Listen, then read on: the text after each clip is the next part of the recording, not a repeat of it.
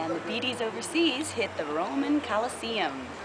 We're here at perhaps the most famous monument in Rome, which was the first permanent arena used by the Romans.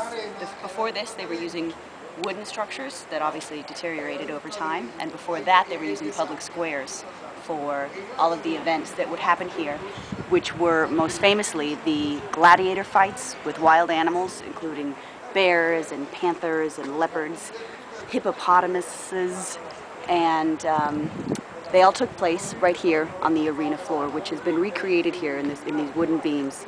The arena floor was made of wood and covered with sand, and beneath it lies all these different pens. I want to call them cells, but they weren't. It wasn't a jail. It was pens where all the animals were kept.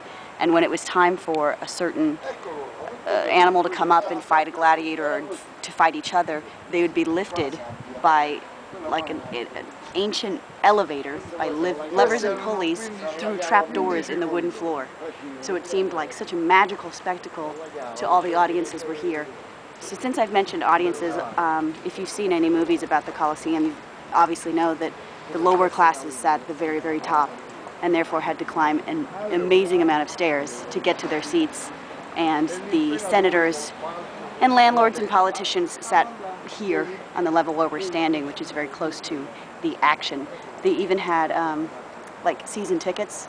Before season tickets, their seats had their names engraved in them. And as senators died and new politicians came in I'm sorry, a cat just ran by and I thought that was very funny. As new senators and politicians came into the seats, their names were sanded away from the marble chairs, and new names were engraved on.